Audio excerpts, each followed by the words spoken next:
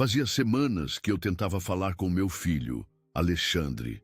Não era nada dramático, eu só queria passar o ano novo com ele. Ele tinha 22 anos, estava na faculdade e tinha se mudado recentemente com a namorada, Laura, para um pequeno apartamento no Rio de Janeiro.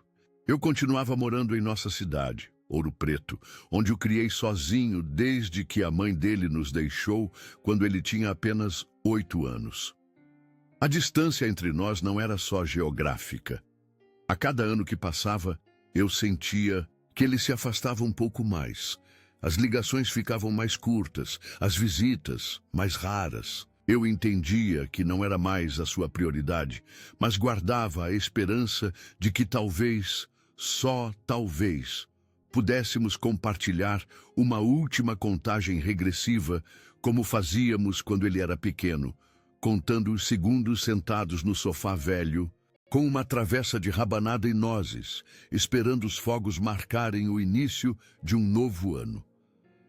Nossa tradição havia começado quando Alexandre tinha 5 anos. A mãe dele já dava sinais de que queria ir embora. Passava mais tempo fora do que em casa, e eu tentava preencher esses vazios com pequenos rituais que nos mantivessem unidos. A noite de Ano Novo se tornou nosso momento especial. Todo ano, preparávamos o mesmo lanche.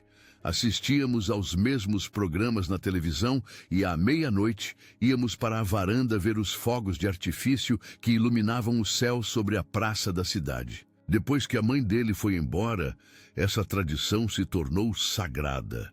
Era nossa âncora, algo a que nos agarrar quando todo o resto parecia desmoronar.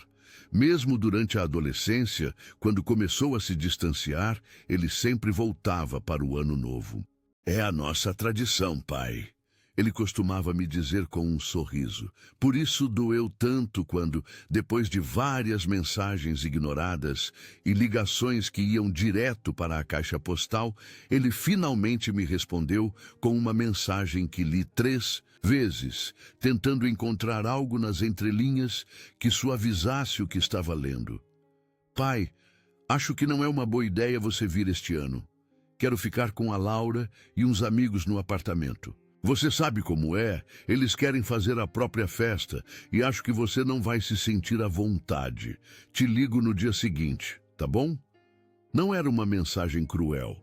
Na verdade, foi escrita com uma polidez que doeu mais do que se tivesse sido ríspida. Parecia ensaiada, como se ele quisesse dizer aquilo há tempos. Sorri para a tela, fingindo não sentir a pontada de dor.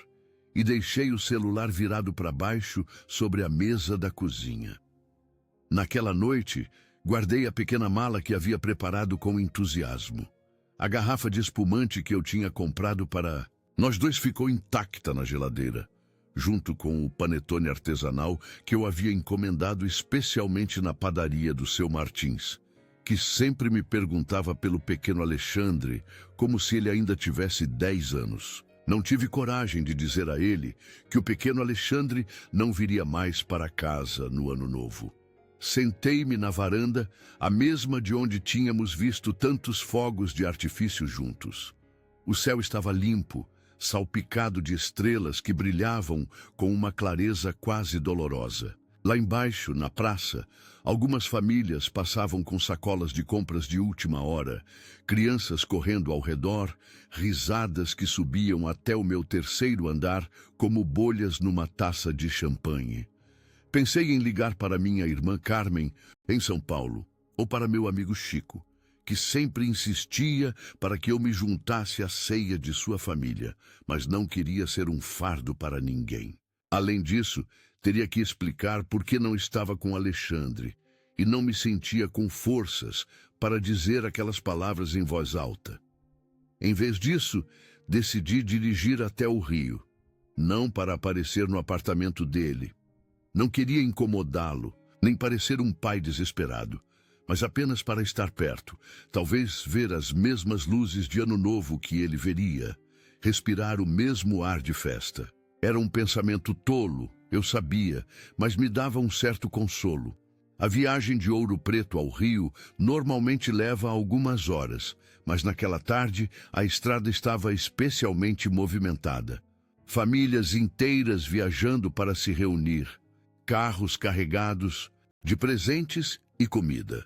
O rádio tocava músicas natalinas e festivas que só me faziam sentir mais sozinho. Perto de Juiz de Fora, parei em um posto de gasolina para abastecer e comprar um café. O frentista, um homem mais velho, com uma barba branca que lhe dava um ar de Papai Noel, olhou para mim com certa compaixão enquanto eu pagava. "Vai passar o ano novo sozinho, senhor?" Ele me perguntou com uma familiaridade típica de cidades pequenas. "Não exatamente", respondi, sem saber bem o que mais dizer. Ele assentiu, como se entendesse perfeitamente o que eu não havia dito. Me deu o troco e acrescentou um pequeno pacote de rabanadas. Cortesia da casa. Ninguém deveria ficar sem um doce na noite de Ano Novo. Aquele pequeno gesto de gentileza quase me fez chorar ali mesmo. Agradeci com uma voz mais trêmula do que eu gostaria e voltei para o carro. As rabanadas me lembraram de todos os anos anteriores, de Alexandre, com as bochechas cheias de açúcar e canela, rindo enquanto assistíamos ao especial de Ano Novo na Globo. Quando cheguei ao Rio, já estava anoitecendo. As ruas brilhavam, com luzes de Natal, e as pessoas caminhavam apressadas para seus destinos festivos. Estacionei perto do bairro onde eu sabia que ficava o apartamento de Alexandre. Não tinha a intenção de me aproximar muito. Só queria sentar em algum banco na praça próxima, talvez ver os fogos à meia-noite e depois voltar para casa. A noite de Ano Novo no Rio era mais quente que em Ouro Preto, mas mesmo assim eu sentia um frio que me penetrava até os ossos. Não importava quantas camadas de roupa eu vestisse. Sentei-me num banco na praça, observando o vai e vem das pessoas. Famílias inteiras caminhavam juntas, algumas com crianças pequenas que corriam na frente dos pais, casais que andavam de mãos dadas, olhando as vitrines iluminadas, grupos de amigos que riam enquanto planejavam onde veriam a queima de fogos. Cada cena feliz fazia o silêncio dentro de mim parecer ainda mais ensurdecedor. Encontrei um pequeno bar na esquina da praça, o tipo de estabelecimento familiar onde ninguém faz muitas perguntas. Pedi um chopp e sentei-me perto da janela, observando a rua. O garçom, um homem de uns 60 anos, com um bigode grosso e grisalho, me serviu sem muita conversa, percebendo talvez que eu não estava com humor para papo furado. "Esperando alguém?" Ele perguntou finalmente, depois de me servir o segundo chopp. "Não, só passando o tempo", respondi, tentando parecer casual. Ele assentiu como se entendesse perfeitamente. "Meu filho também mora no Rio", comentou, enquanto limpava o balcão. "Faz 3 anos que não vem nos ver no Natal. Diz que está ocupado, está sempre ocupado." Nós nos olhamos por um momento, reconhecendo no outro o mesmo tipo de dor. Não. Eram necessárias mais palavras. Ele me ofereceu uma porção de bolinho de bacalhau que eu não havia pedido. "Por conta da casa", disse simplesmente antes de atender outros clientes. Os bolinhos me lembraram os que eu costumava preparar para o Alexandre quando ele era pequeno. Ele sempre os comia com bastante azeite, embora a maioria das crianças não gostasse. "Fica mais autêntico", ele dizia com aquele tom sério que adotava quando queria parecer mais velho. Sorri com a lembrança enquanto dava uma mordida. Não eram tão bons quanto os meus, mas tinham aquele sabor caseiro que agora me parecia nostálgico.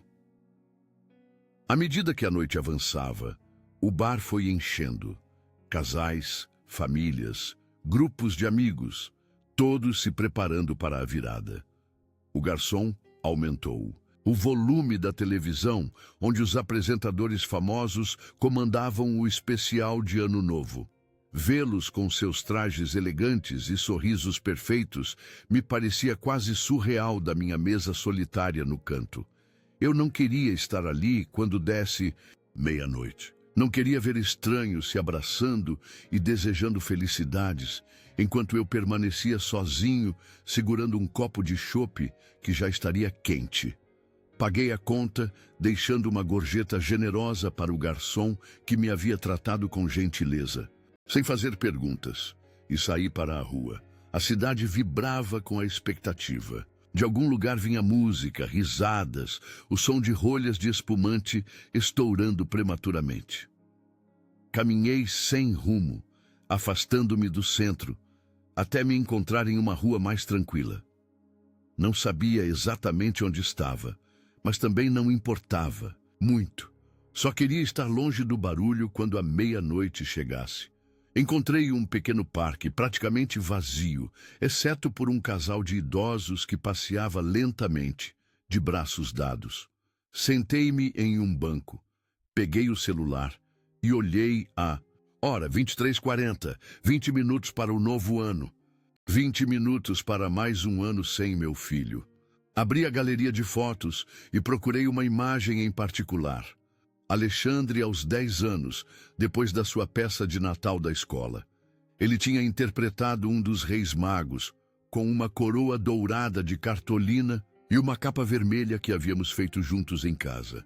Seu sorriso mostrava a falta de 2 dentes da frente e seus braços rodeavam meu pescoço com força. Eu me lembrava perfeitamente daquele dia, de como ele havia praticado suas falas por semanas, de como tremia de nervosismo antes de entrar no palco e de como, quando tudo acabou, correu para mim com os olhos brilhando de orgulho. Eu me perguntei se ele se lembrava daqueles momentos da mesma forma que eu, se guardava aquelas pequenas tradições em seu coração como eu, ou se para ele eram apenas memórias borradas de uma infância que ficava cada vez mais para trás.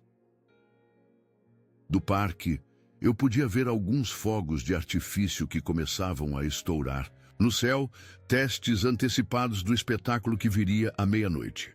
Cada clarão iluminava brevemente as copas das árvores antes de desaparecer, deixando um rastro de fumaça que se dissipava na escuridão. Isso me lembrou aquelas fotografias, antigas, as que capturam um momento que nunca mais voltará, congelado para sempre em preto e branco. Olhei a hora novamente. 23h58. Quase meia-noite. Em algum lugar, não muito longe, meu filho estaria rodeado de amigos, talvez abraçando a namorada, preparando-se para a contagem regressiva. Imaginei-o segurando uma taça de espumante, rindo, completamente alheio ao fato de que seu pai estava sentado sozinho em um parque a poucas ruas de distância. Não sentia amargura, apenas uma dor surda. Como observar um farol à distância, piscando para outra pessoa agora. Eu tinha sido o centro do mundo dele por tanto tempo que ainda não me acostumara a ser apenas uma luz periférica, uma lembrança ocasional, uma ligação que pode ser adiada. Os sinos começaram a soar das igrejas próximas, seguidos por gritos de alegria e mais fogos de artifício iluminando o céu. Fiquei sentado, com as mãos nos bolsos do casaco para me proteger do frio, vendo as luzes explodirem no céu como flores que morriam rápido demais. Sussurrei Feliz Ano Novo para ninguém, em particular, sem espumante e sem abraços. Apenas minha respiração formando pequenas nuvens no ar frio.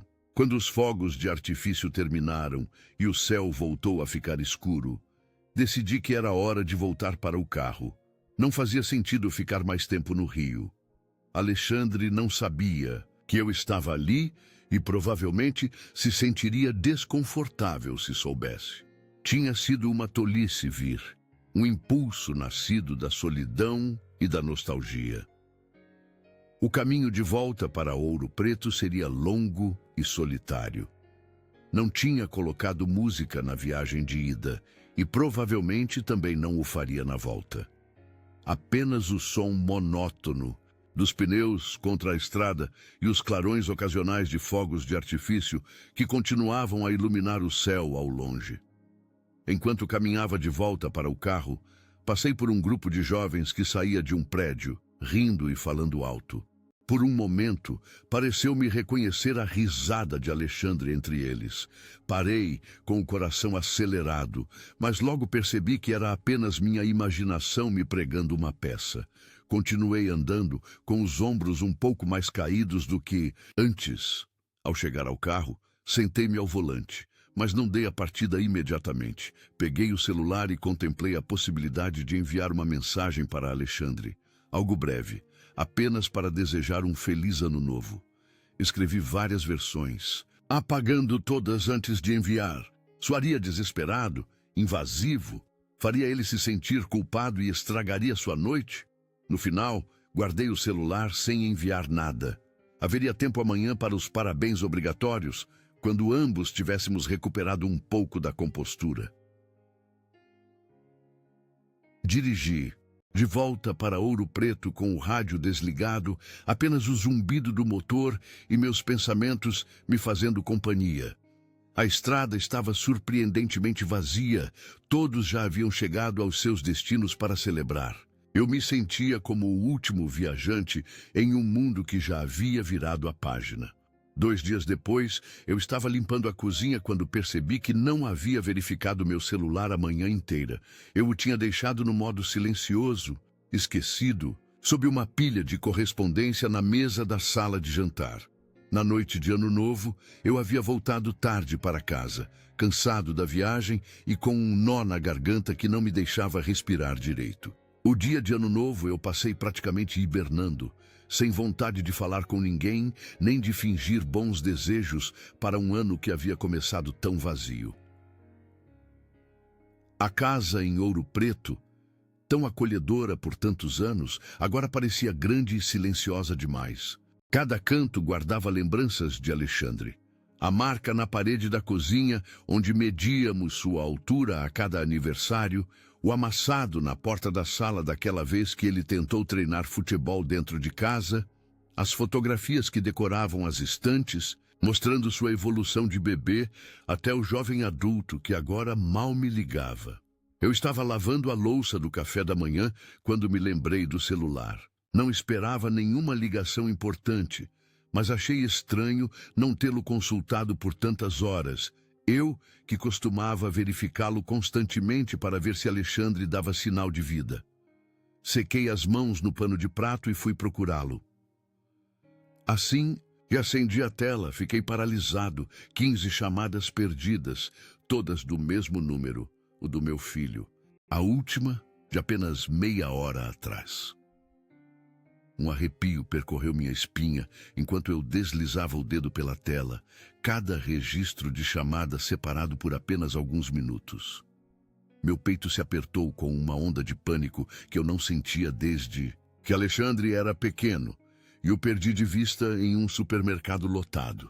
A sensação era a mesma, um vazio no estômago, um frio que te paralisa, a certeza de que algo terrível aconteceu com a pessoa que você mais ama no mundo.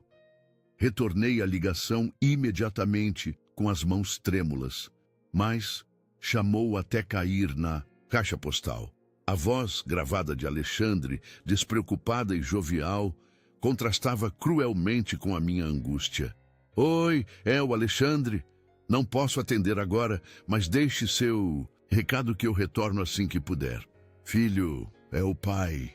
Eu disse depois do sinal, tentando fazer minha voz parecer calma, embora meu coração batesse descontroladamente. Vi suas ligações. Estou preocupado. Me liga assim que ouvir isso. Por favor. Fiquei de pé no meio da cozinha, sem saber o que fazer. As chamadas perdidas podiam significar qualquer coisa. Uma briga com a Laura, problemas na faculdade, uma doença, um acidente. Minha mente começou a imaginar os piores cenários possíveis. 15 chamadas não eram normais. 15 chamadas significavam urgência, desespero. Tentei ligar para a Laura, mas o telefone dela também só chamava. Procurei nos meus contatos o número de algum amigo de Alexandre, mas percebi que não tinha nenhum. Quando eu tinha deixado de conhecer as pessoas que cercavam meu filho? Em que momento perdi essa conexão com sua vida diária? Peguei minha jaqueta, as chaves do carro e nem me preocupei em trocar os chinelos. Precisava saber que ele estava bem. Se tivesse que dirigir até o Rio e aparecer no apartamento dele sem avisar, eu o faria. O orgulho e as formalidades já não importavam. Enquanto eu saía pela porta, o celular vibrou na minha mão. Uma mensagem de texto. Pai, por favor, vem. Era só isso, sem pontuação, sem explicação. Senti o chão se mover sob meus pés. Em todos os nossos anos juntos, mesmo nos seus momentos mais rebeldes da adolescência, Alexandre nunca havia me falado com aquele tom de urgência nua e crua. Algo estava muito errado. A viagem até o Rio nunca pareceu tão longa. A mesma estrada que eu percorrera apenas 2 noites atrás, agora parecia interminável. Cada quilômetro era uma tortura, cada semáforo fechado um teste para minha paciência. Tentei ligar para ele várias vezes mais durante a viagem, usando o viva-voz do carro, mas ele continuava sem atender. As estações de rádio tocavam programas especiais de Ano Novo, apresentadores alegres falando sobre resoluções e novos começos. Desliguei o rádio com um tapa. A desconexão entre o otimismo deles e minha angústia era grande demais para suportar. Na minha mente, eu repassava cada detalhe dos últimos meses. Nossa última ligação, na qual me pareceu notar uma certa tensão em sua voz. O jantar que compartilhamos em novembro, onde ele mal falou de Laura. Seu aniversário em agosto, ao qual compareci com a sensação de ser um intruso em sua nova vida. Havia algum sinal que eu não soube ver? Havia algo que eu deveria ter perguntado e não perguntei? O Rio de Janeiro finalmente apareceu no horizonte, seus prédios recortados contra um céu cinzento que ameaçava chuva. A cidade parecia diferente da noite de Ano Novo, menos festiva, mais comum. As ruas estavam cheias de gente voltando à rotina depois das festas, com rostos que refletiam a ressaca emocional dos dias intensos. Enquanto me aproximava do bairro de Alexandre, tentei lembrar exatamente onde era seu apartamento. Só tinha estado lá uma vez, quando ele se mudou com a Laura alguns meses antes. Lembrava-me de um prédio antigo, mas reformado, com uma fachada amarela e uma pequena varanda com plantas. Depois de dar algumas voltas pelas ruas estreitas, finalmente o reconheci. Parei em fila dupla, sem me importar com as consequências. Naquele momento, uma multa era o menor dos meus problemas. Corri para o portão e procurei o interfone com o nome dele, Alexandre S. e Laura M. Treiro B.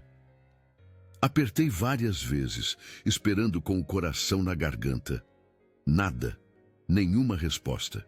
Eu estava prestes a procurar uma forma de entrar no prédio quando a porta principal se abriu.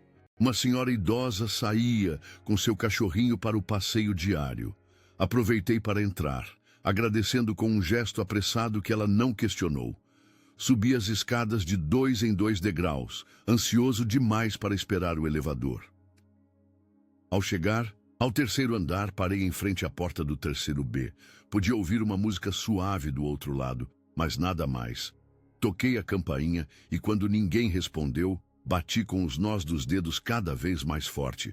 Alexandre, sou eu, o pai. Abre a porta, por favor. Depois do que pareceu uma eternidade, ouvi passos se aproximando. A porta se abriu lentamente e lá estava meu filho. O alívio inicial de vê-lo de pé, aparentemente ileso, deu lugar rapidamente à preocupação. Sua aparência era terrível. Tinha os olhos vermelhos e inchados, não pelo frio, mas pelo choro. Seu cabelo, normalmente bem penteado, estava bagunçado, como se ele tivesse passado as mãos por ele 1000 vezes.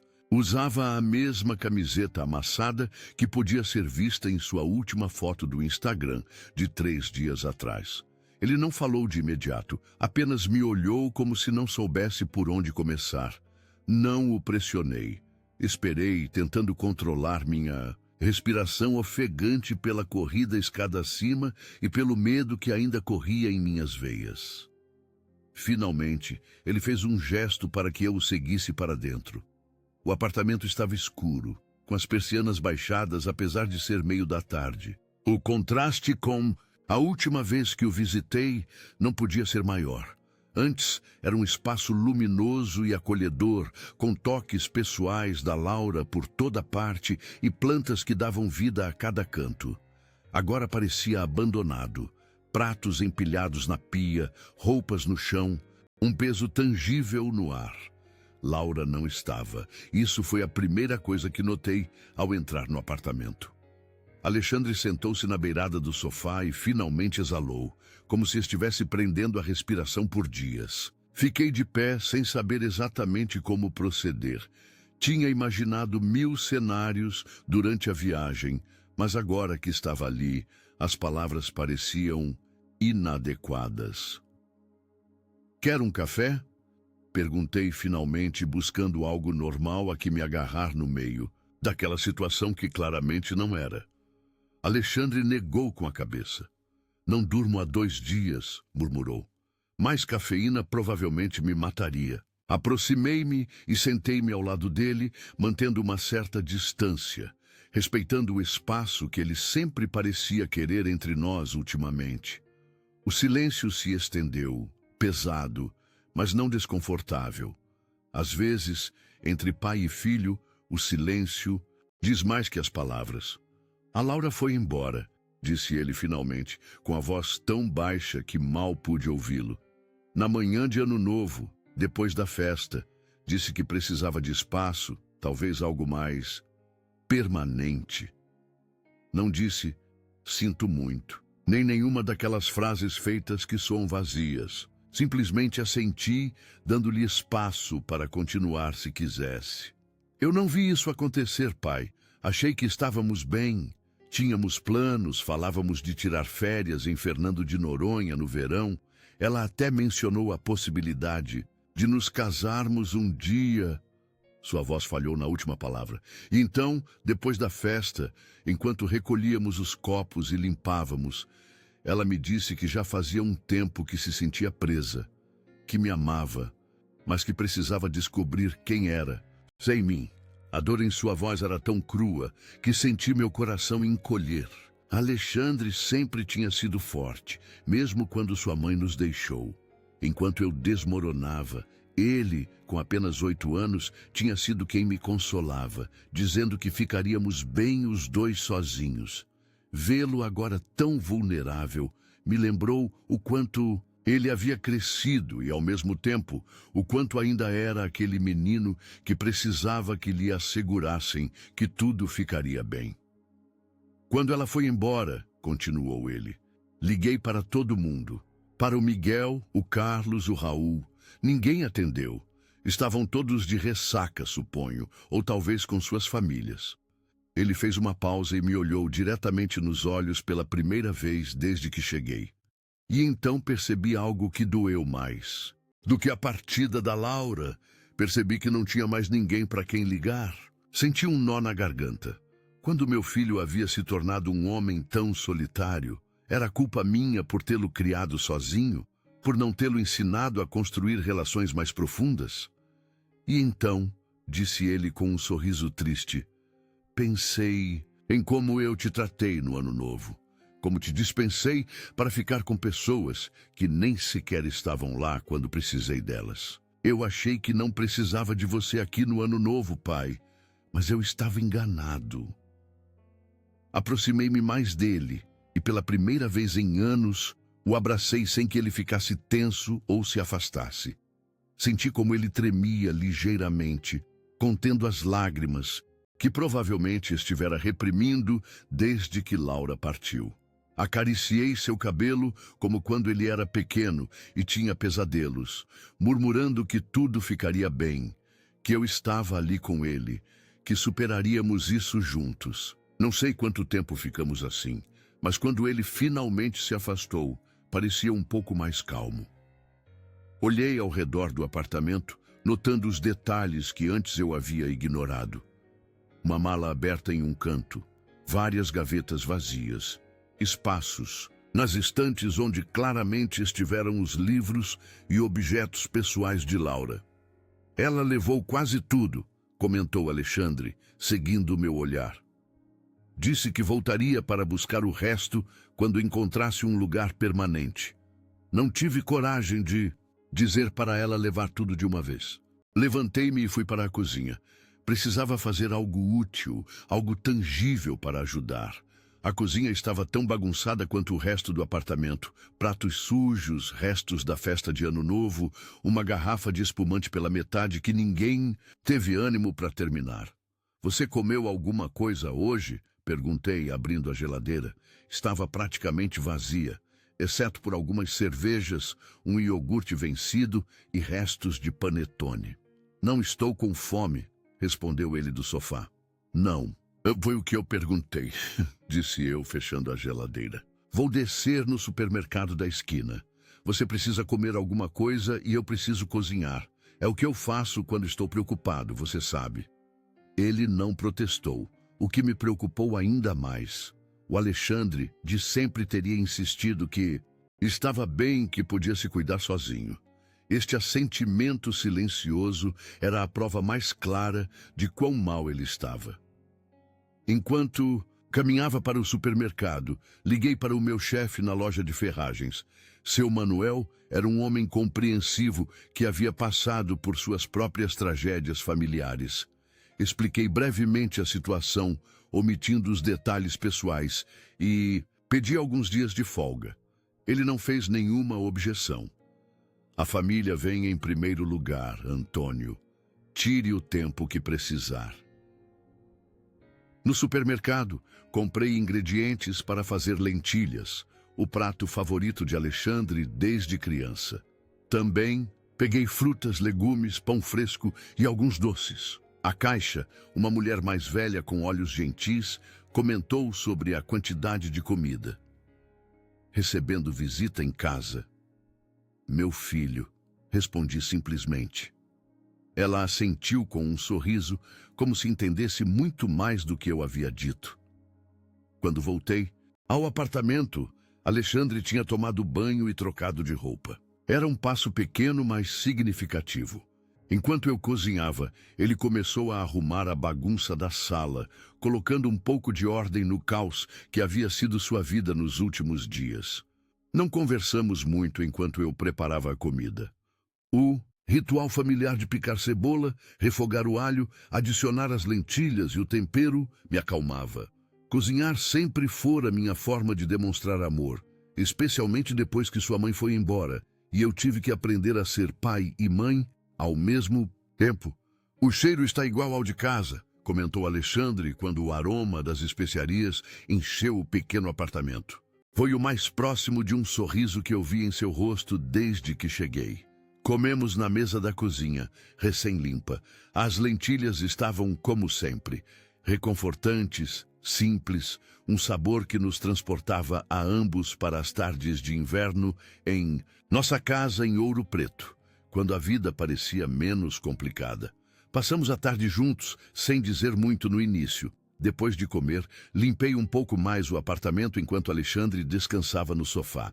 Não houve grandes momentos emocionantes, nem revelações dramáticas.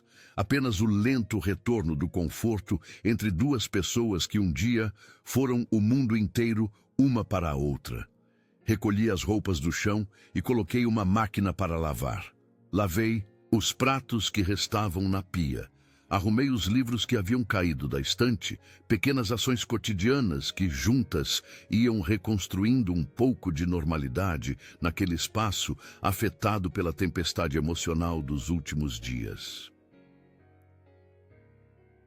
Pela janela da sala, o céu do rio mostrava aquele tom alaranjado particular do entardecer, tão diferente do céu mais frio e claro de Ouro Preto.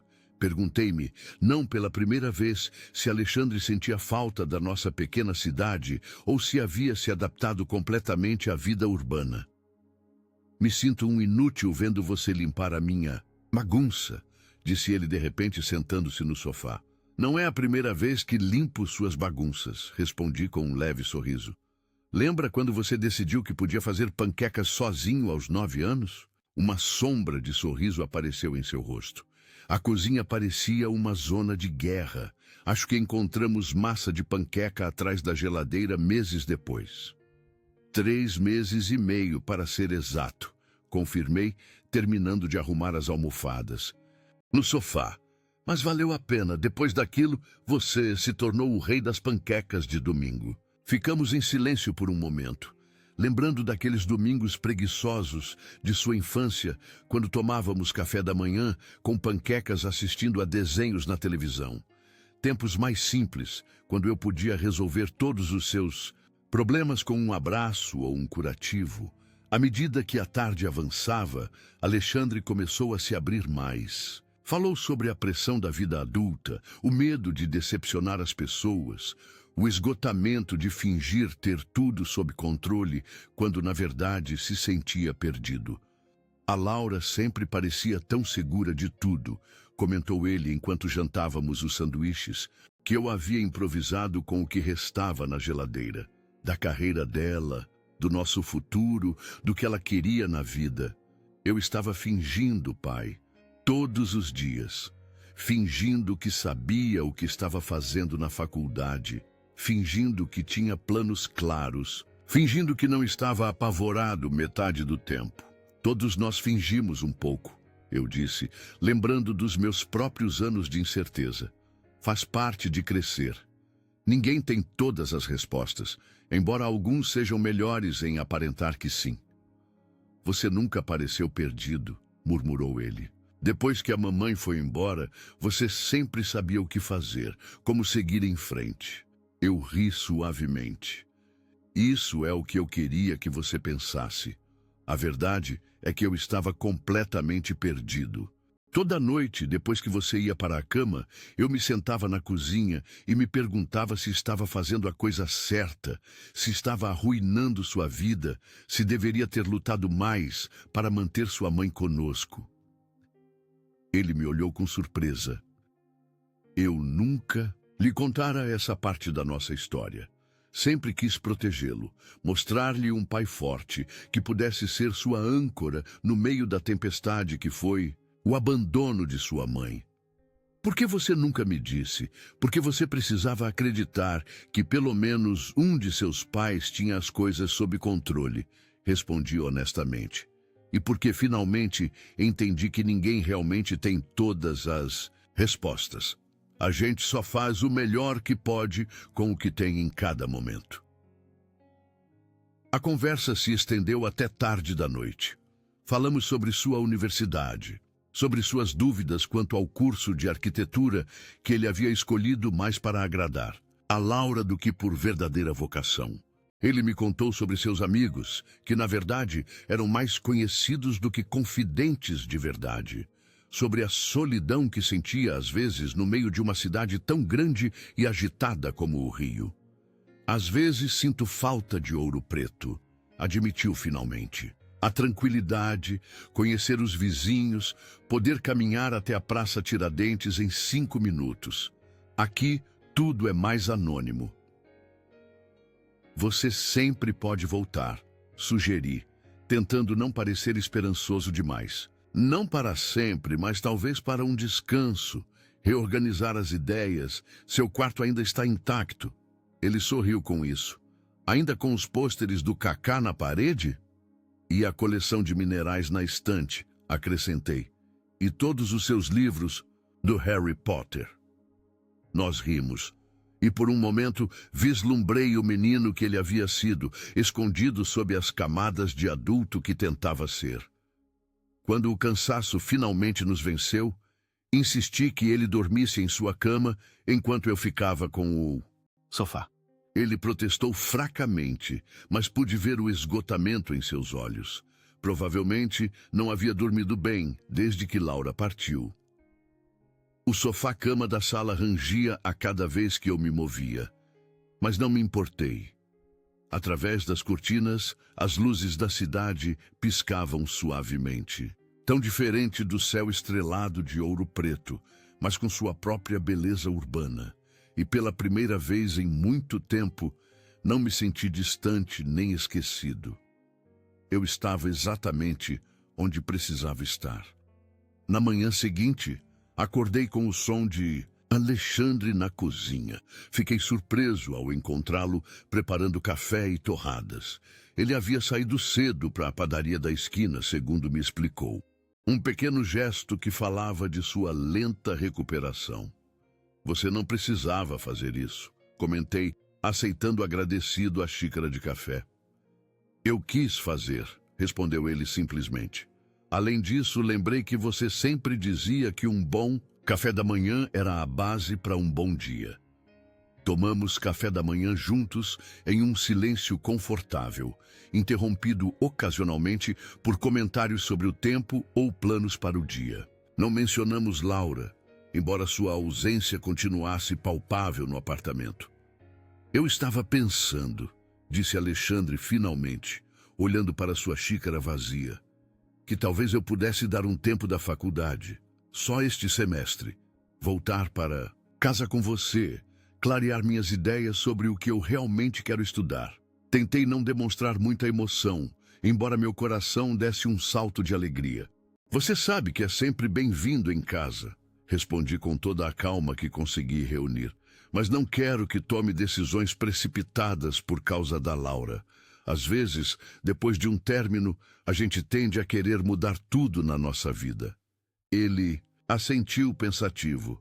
Eu sei, mas isso não é só pela Laura. É algo em que venho pensando desde antes. A arquitetura nunca foi realmente minha paixão, mas a dela. Eu a segui porque ela parecia ter tanto entusiasmo, tanta clareza, mas não é a minha praia. Sempre gostei mais de ciências ambientais, como quando você me levava para ver as trilhas do parque do Itacolomi e me ensinava os diferentes tipos de pássaros. Eu me lembrava perfeitamente daquelas excursões. Alexandre sempre tivera uma curiosidade natural pela natureza, colecionando folhas, identificando pássaros, perguntando sobre as cachoeiras e a história das minas. Essas memórias eram tesouros que eu guardava zelosamente, temendo que ele as tivesse esquecido em seu caminho para a vida adulta. Se é o que você realmente quer, eu vou te apoiar, assegurei-lhe. Sempre. Ficamos em silêncio por um momento, cada um perdido em seus pensamentos. Pela janela da cozinha entrava a luz da manhã, quente e promissora. Alexandre parecia diferente, como se um peso tivesse sido tirado de seus ombros. Não era felicidade, ainda não, mas talvez algo igualmente valioso. Clareza. Os dias seguintes passaram com uma rotina tranquila que estabelecemos sem precisar discutir. De manhã, Alexandre cuidava do café da manhã enquanto eu tomava banho. Depois, saíamos para caminhar pelo bairro de Santa Teresa, nos perdendo por suas ruelas estreitas e coloridas. O rio tinha uma luz especial em janeiro, menos intensa que no verão, mas com uma clareza que definia cada contorno, cada textura dos casarões centenários. Durante esses passeios, nossa conversa fluía com mais facilidade do que quando estávamos no apartamento. Talvez fosse o movimento, o ar fresco ou simplesmente a distração do ambiente que fazia as palavras encontrarem seu caminho sem esforço. A Laura ligou ontem, ele me comentou, durante nosso terceiro dia, enquanto nos sentávamos em um banco na Praça 15, observando a fonte rodeada de pombos e turistas. Senti que fiquei tenso, mas tentei não demonstrar. E como foi? Alexandre suspirou, jogando migalhas de pão para os pombos que se aglomeravam a nossos pés. Estranho, cordial. Como falar com alguém que você conhece bem, mas já não reconhece completamente. Ele fez uma pausa procurando as palavras. Ela quer vir no sábado buscar o resto das coisas dela. Me perguntou se eu poderia não estar em casa quando ela viesse. Assenti, entendendo o quão doloroso aquilo devia ser para ele. E o que você disse? Que sim, que eu não estaria. Ele encolheu os ombros. Não faz sentido tornar isso mais difícil do que já é. Pensei que poderíamos ir para Ouro Preto nesse dia, se você concordar. Começar a levar algumas das minhas coisas. Sua decisão de voltar para casa comigo, pelo menos temporariamente, havia se solidificado nos últimos dias. Havíamos conversado sobre as opções para seu futuro acadêmico. Ele poderia transferir alguns créditos para a Universidade Federal de Ouro Preto, UFOP, fazer aulas online ou simplesmente tirar um semestre sabático para se reorientar. O importante era que ele parecia estar tomando decisões por si mesmo, não impulsionado pela inércia ou pelas expectativas dos outros. Acho perfeito, respondi. Na verdade, eu estava pensando que poderíamos aproveitar para passar na secretaria da Universidade em Ouro Preto. Pesquisei um pouco e eles têm um programa de ciências ambientais que pode te interessar. Ele me olhou com surpresa. Você pesquisou isso por mim? Claro, eu disse como se fosse a coisa mais natural do mundo. É o que os pais fazem. Um sorriso genuíno iluminou seu rosto, algo que havia sido raro nos últimos dias. Obrigado, pai. Naquela tarde, enquanto Alexandre se reunia com seu orientador na universidade para discutir sua situação acadêmica, eu fiquei no apartamento organizando algumas coisas. Não queria me intrometer demais, mas havia notado que ele evitava entrar em certos espaços, como o lado do armário que pertencera a Laura ou a escrivaninha onde ela costumava estudar. Com cuidado, comecei a recolher os objetos que claramente pertenciam a ela e que haviam ficado para trás. Alguns livros de arquitetura, uma escova de cabelo, um suéter esquecido debaixo da cama. Coloquei-os em uma caixa que etiquetamos simplesmente como Laura, pronta para o sábado. Era um pequeno ato de encerramento, uma forma de ajudar Alexandre a reivindicar o espaço como seu novamente. Enquanto limpava, encontrei uma fotografia escondida entre as páginas de um livro. Mostrava Alexandre e Laura na praia, provavelmente no verão. Pareciam felizes, com aquele tipo de felicidade despreocupada que parece invencível até desaparecer. Por um momento, hesitei entre guardá-la na caixa ou deixá-la para que Alexandre decidisse o que fazer com ela. Finalmente, deixei-a sobre sua mesa de cabeceira. As lembranças, mesmo as dolorosas, fazem parte de nós. Não podemos simplesmente apagá-las, mas podemos decidir que lugar elas ocupam em nossa vida. Quando Alexandre voltou, parecia mais animado. A reunião com seu orientador tinha corrido bem. Ele compreendeu sua situação e lhe ofereceu opções para trancar a matrícula sem perder o progresso acadêmico já realizado. Ele me disse algo interessante. Comentou enquanto preparávamos o jantar juntos. Uma omelete como as que fazíamos em casa. Disse que muitos estudantes passam por isso, que faz parte do processo de descobrir quem são realmente. Que alguns precisam errar o caminho para encontrar o certo. É um orientador sábio, respondi, virando a omelete com cuidado. Ele também me perguntou por que escolhi arquitetura em primeiro lugar, continuou Alexandre, picando pimentões para uma salada. E percebi que não tinha uma resposta clara. Só sabia que a Laura amava aquilo, que falava de prédios e espaços com uma paixão que eu invejava. Eu queria sentir essa mesma certeza sobre algo. Olhei para ele de soslaio, reconhecendo nele uma maturidade que me surpreendeu. E o que te apaixona? Você sabe agora? Ele ficou pensativo por um momento, a faca suspensa sobre a tábua de cortar. Não tenho certeza absoluta ainda, mas lembro de como me sentia quando íamos para as trilhas, perto de Ouro Preto, ou quando você me ensinava a identificar as constelações nas noites de verão no quintal. Eu sentia curiosidade, admiração e paz. Acho que quero recuperar essa sensação. Naquela noite, depois de jantar, sentamos na pequena varanda do apartamento.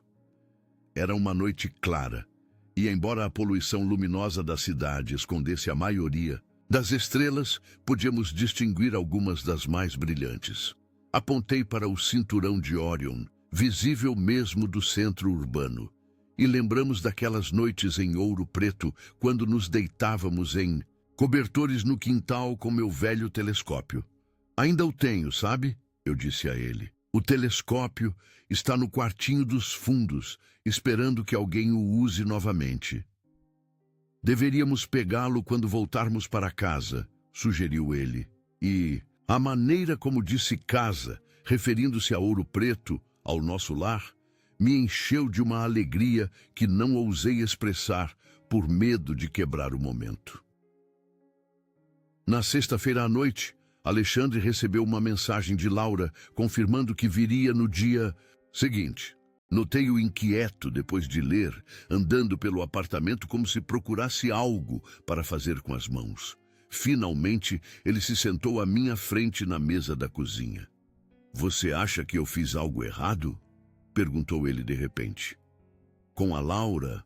Quero dizer, acha que eu poderia ter evitado que ela fosse embora? Era a pergunta que ele vinha evitando, provavelmente porque me lembrava demais das minhas próprias dúvidas, depois que sua mãe nos deixou. A mesma incerteza, o mesmo questionamento retroativo de cada palavra, cada ação. Não acho que se trate de fazer algo errado, respondi depois de pensar um momento. Às vezes, as pessoas simplesmente tomam caminhos diferentes, não é culpa de ninguém. Mas deve haver algo que... Alexandre, interrompi-o suavemente. Passei anos me perguntando a mesma coisa sobre sua mãe. O que eu poderia ter dito, o que poderia ter feito de diferente para que ela ficasse conosco. E finalmente entendi que algumas pessoas precisam seguir seu próprio caminho, mesmo que isso signifique nos deixar para trás. Não é um reflexo do nosso valor ou do quanto nos amavam. Ele ficou em silêncio, absorvendo minhas palavras. É difícil não levar para o lado pessoal, murmurou finalmente. Eu sei, acredite, eu sei. Estendi a mão sobre a mesa e apertei a sua. Mas com o tempo, você vai entender que isso tem mais a ver com a jornada da Laura do que com qualquer coisa que você tenha feito ou deixado de fazer. Na manhã de sábado, levantamos cedo para não estarmos presentes quando Laura chegasse. Colocamos algumas malas no carro e deixamos a caixa com os pertences dela bem visível no centro da sala.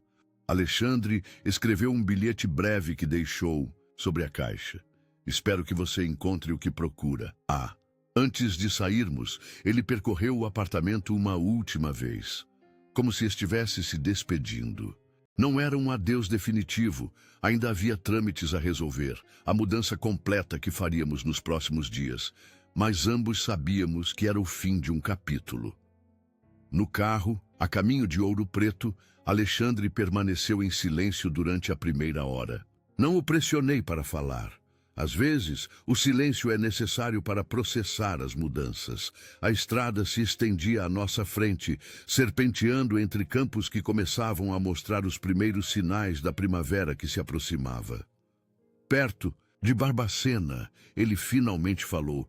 Sabe, quando eu era pequeno e a mamãe foi embora, lembro que você me disse algo que eu não entendi na época.